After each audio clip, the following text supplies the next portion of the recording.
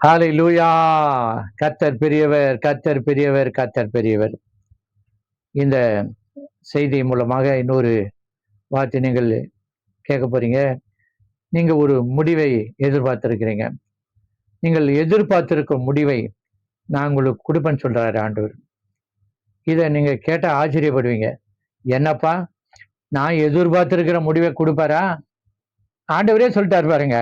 வேதத்துல எரேமியா 29:11 நீங்கள் எதிர்பார்த்திருக்கும் முடிவை நான் உங்களுக்கு கொடுக்கும்படி உங்கள் பேரில் நான் நினைத்திருக்கிற நினைவுகளை அறிவேன்.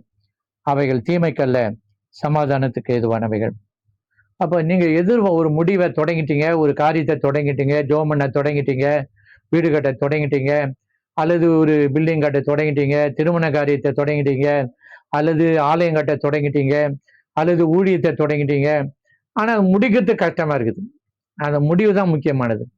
பார்த்தீங்கன்னா, தொடக்கத்தை பால முடிவு தான் முக்கியமானது. சோத்திரம். நீங்க பார்த்தீங்கன்னா, ஒரு காரியத்தின் துவக்கத்தை பார்க்கலாம், முடிவு நல்லது.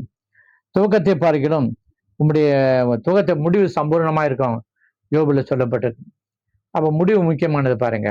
அந்த தொடங்கின வேலையை முடிக்க முடியாதபடி, பணம் இல்லாதபடி, எதிர்ப்புகள் அதிகமாகி, அநேக பிரச்சனைகள் வந்து, கண்ணீரோடு இருக்கிறீங்க, பலவீனத்தோடு இருக்கிறீங்க, போராட்டத்தோடு இருக்கிறீங்க, சோர்ந்து போயிருக்கிறீங்க. ஆனா கர்த்தர் உங்களை பார்த்து சொல்றாரு, நீங்கள் எதிர்பார்த்திருக்கிற முடிவை கண்டிப்பா நான் உங்களுக்கு கொடுப்பேன்னு சொல்றாரு. என்ன சந்தோஷம் தானா, மகிழ்ச்சி தானா? ஓகே சொல்லுங்க. கர்த்தர் உங்களை பிளஸ் பண்ணுவாராக. கர்த்தருடைய கரம் உங்கள் மேல் நீட்டப்பட்டிருக்கிறது. எனக்கு அருமையானவர்களே, இப்பொழுது எப்படி எதிர்பார்த்திருக்க முடியும் என்ன அப்படின்னு நம்ம பார்ப்போம். ஆண்டவர் சொல்லிட்டாரு, உங்கள் பேரில் நான் நினைத்திருக்கிற நினைவுகள்னு சொல்லிட்டாரு. நீங்க எதிர்பார்த்திருக்கிற ஒரு முடிவு சோத்திரம் பார்த்தீங்கன்னா, அது என்ன அப்படின்னா, நான் உங்கள் பேரில் நினைத்திருக்கிற நினைவு. அந்த நினைத்திருக்கிற நினைவு மனிதனுடையது அல்ல. யாருடையது? தேவனுடையது. அப்போ உங்களை குறித்த அந்த நீங்கள் எந்த முடிவை எதிர்பார்க்கிறீர்களோ அது தேவ சித்தத்துக்குள் இருக்கிறது. ஹல்லேலூயா, ஆமென். அந்த நினைவு எதுனா கர்த்தர் வைத்திருக்கிற தேவ சித்தத்துக்குள்ள இருக்கு. பாருங்க எவ்வளவு சந்தோஷம் பாருங்க. நீங்க நினைத்திருக்கிற நினைவுகள் தேவ சித்தத்துக்குள்ள இருக்கிறது. அப்ப இந்த உலகத்துல எதுதான் நிறைவேறும்? கர்த்தருடைய பிள்ளைகளுக்கு சுய சித்தங்கள் நிறைவேறாது, பிசாசின் சித்தங்கள் நிறைவேறாது, மனித சித்தங்கள் நிறைவேறாது. அப்படின்னா எதுதான் நிறைவேறும்? இந்த உலகத்துல ஒரு தேவ பிள்ளைகளுக்கு தேவ சித்தம் மாத்திரம்தான் நிறைவேறும். நீங்க எவ்வளவு முயன்றாலும் என்ன பண்ணாலும் உங்களை வாழ்க்கையில குறித்து தேவ சித்தம் மாத்திரம்தான் நிறைவேறும். அதுதான் உங்கள் பேரில் நினைத்திருக்கிற நினைவு. கர்த்தர் உங்களை குறித்து நீங்கள் எதிர்பார்த்திருக்கிற முடிவை உங்களுக்கு நிச்சயமா கொடுக்க போறார். சந்தோஷமா இருங்க. அது முடிவு தேவ சித்தத்தில் இருக்கு. அப்போ அந்த தேவ சித்தத்துக்கு நீங்க ஒப்பு கொடுங்க. கர்த்தருக்கு ஸ்தோத்திரம். உலக தோட்டத்துக்கு முன்னே அந்த தேவ சித்தம் உங்களை குறித்து தேவ சித்தம் அவர் உள்ளத்தில் இருக்குது. நீங்க உங்களுக்கு என்னென்ன கொடுக்கணும், நீங்க எதெல்லாம் பெற்றுக்கொள்வீங்க, எந்த நன்மை, எந்த ஈவு, எந்த கணவன், எந்த மனைவி, எந்த பிள்ளைகள், எந்த வீடு, எந்த அங்கீகாரம், எந்த வாகனம், எந்த ஆசீர்வாதம், இதெல்லாம் உலகத்துக்கு முன்னாலே உங்களுக்கு குறிச்சு வச்சுட்டாரு.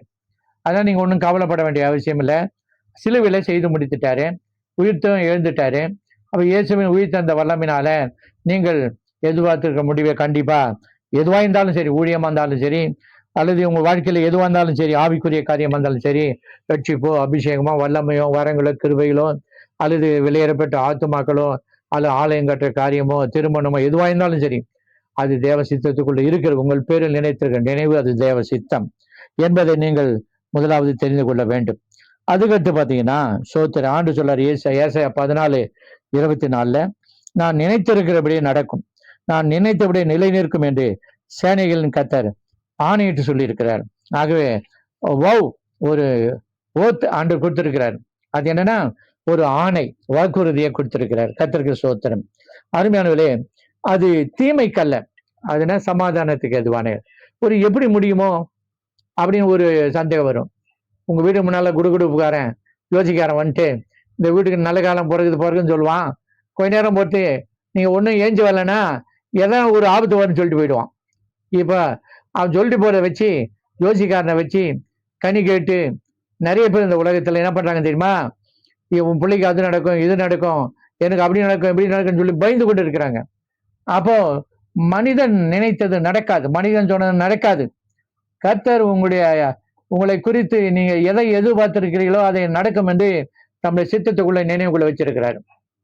அப்ப அது தீமைக்கு ஏதுவானதல்ல, சமாதானத்துக்கு ஏதுவானவைகளை என்று ஆண்டவர் சொல்லிட்டார். கர்த்தருக்கு ஸ்தோத்திரம். அது சமாதானத்துக்கு ஏதுவானவைகள். அப்போ உங்க உள்ள சமாதானத்தால் நிரம்பும். 12 வருஷமாய் பெரும்பாடு ஸ்திரீ எப்படியாலும் பெரும்பாடு நீங்கணும், ரத்த போக்கு நீங்கணும்னு சொல்லி எழுந்து போய் எப்படிமா அவருடைய வஸ்திர ஓரத்தை தொட்டு சுகமானார்.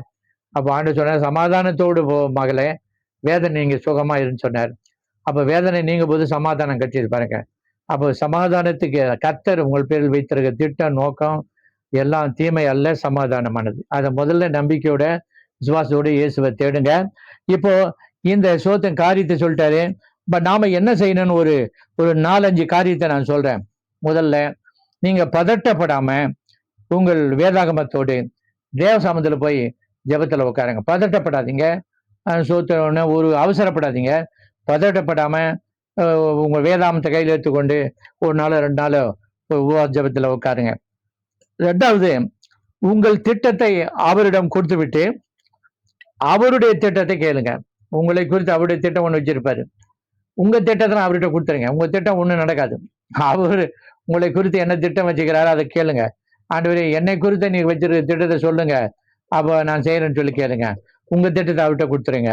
3வது பார்த்தீங்கன்னா, தேவனை குறித்து தவறான எண்ணங்கள், சிந்தைகள்லாம் இருதயத்தில் எடுத்து போடுங்க. கர்த்தருக்கு ஸ்தோத்திரம். அவர் நல்லவர், கர்த்தர் நல்லவர், நன்மையானதே தருவார், தீமை செய்ய மாட்டார். ஆண்டவரை குறித்த தவறான எண்ணங்கள், சிந்தைகளை எடுத்து போடணும். 3வதாக.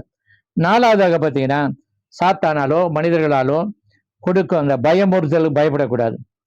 சாத்தானோ மனிதர்களும் உங்களை பயமுறுத்தினா பயப்படக்கூடாது. தேவன் நம்முடைய பட்சத்தில் இருந்தால் நமக்கு விரோதமாக இருப்பவன் யார்? அதெல்லாம் பயப்படாம இருங்க.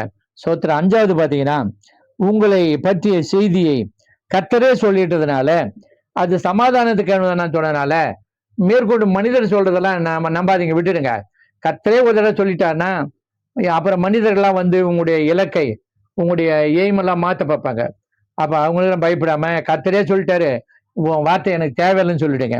6வதாக பார்த்தீங்கன்னா, உங்கள் குற்றம் குறைவுகளை பாவங்களையோ எதுவும் அறிக்கை செய்து கர்த்தர்ட்ட விட்டுடுங்க. மன்னிப்பு கேளுங்க. அவர் மன்னிப்பதற்கு தயவு பெற்றிருக்கிறார். கர்த்தரை ஆராதனைக்கு செல்லுங்க, குடும்பத்தோடு செல்லுங்க. கர்த்தருக்கு கொடுக்க வேண்டிய தசமாங்களோ காணிகளோ உண்மையா கொடுங்க. ஆண்டவருக்கு உண்மையாக கொடுத்து அவருடைய ஆசீர்வாதத்தை பெற்றுக்கொண்டவர்கள் ஆயிரமான ஜனங்கள், லட்சக்கணக்கான ஜனங்கள் இருக்கிறாங்க. இந்த 6 காரியத்தை செய்யுங்க. கர்த்தர் உங்களை நிச்சயமாக நீங்கள் எதிர்பார்த்திருக்கும் முடிவை கர்த்தர் உங்களுக்கு கொடுக்கும்படி உங்கள் பேரு நான் நினைத்திருக்கிற நினைவுகளை அறிவேன், தீமைக்கல்ல சமாதானத்துக்கு தான் சொல்லிட்டாரு. ஆகவே இன்றைக்கு உங்களுக்காக ஜெபம் பண்ண போறேன். அதுக்கு முன்னால சோத்திரம், ஆயிரக்கணக்கான ஜனங்கள் நம்முடைய ஊழியத்தின் மூலம் ஆசீர்வதிக்கப்பட்டிருக்கிறார்கள். அவர்கள் கேட்டுக்கொண்டபடியையும் உங்களுடைய வாழ்க்கையில நீங்கள் பொருளாதார ஆசீர்வாதம் பெறபடியும் என்னுடைய ஜிபே நம்பர் நான் கொடுத்திருக்கிறேன். அதை கர்த்தருடைய பிள்ளைகள் மாத்திரம் பின்பற்றுங்க. எல்லாருக்கும் போகும் இந்த வீடியோ. எல்லாரும் ஒரு இயேசு அறியாத பிள்ளைகள் கொடுக்கணும்னு அதெல்லாம் இல்லை. கர்த்தருடைய பிள்ளைகள், கர்த்தரை அறிந்தவர்கள், கர்த்தர் பைபிளர்கள் மாத்திரம் ஜிபே நம்பரை பயன்படுத்தி கொள்ளுங்க. ஆசீர்வாதத்தை பெற்றுக்கொள்ளுங்க, ஆசீர்வாதத்தை கொடுங்க. மேலும் மேலும் நீங்கள் எதிர்பார்த்திருக்க முடிவை நன்மையாக சமாதானமாய் முடித்தருவார். இயேசுவின் நாமத்தில் ஆண்டவரே, நம்முடைய ஊழியக்காரன் ஜெபிக்கிறேன். அருமையான நம்முடைய பிள்ளைகள் எதிர்பார்த்திருக்கிற எல்லா நன்மைகளையும், ஈவுகளையும், ஆசீர்வாதங்களையும், எல்லா ஆபத்துகள், விக்கனங்கள், தீமைகள்லாம் மாற்றி அவர்களுடைய பயத்தை, திகளை மாற்றி கர்த்தாவே அவர்கள் எதிர்பார்த்த முடிவை அவங்களுக்கு கொடுக்கும்படி கர்த்தர் நம்முடைய பிள்ளைகள் மீது ஆசீர்வாதத்தை கட்டளையிடும்படி நம்முடைய ஊழியக்காரனாகிய நான் இயேசு கிறிஸ்துவின் நாமத்தில் ஜெபிக்கிறேன். சொன்னபடி அற்புதங்களை செய்யும், அதிசயங்களை செய்யும். இயேசுவின் நாமத்தில் பெற்றுக்கொண்டு நம்முடைய நாமத்தை மேம்படுத்திக் கொள்ள, தேவராஜ்யம் விரிவடைய, இந்த உலகத்தில் அவர்களுடைய பிள்ளைகள் சந்தோஷமாய் வாழ கிருபை செய்யுங்க. இயேசுவின் நாமத்தில் ஆசீர்வதிக்கிறோம். இயேசுவின் நாமத்தில் பிதாவே, ஆமேன், ஆமேன், ஆமேன், ஆமேன், ஆமேன்.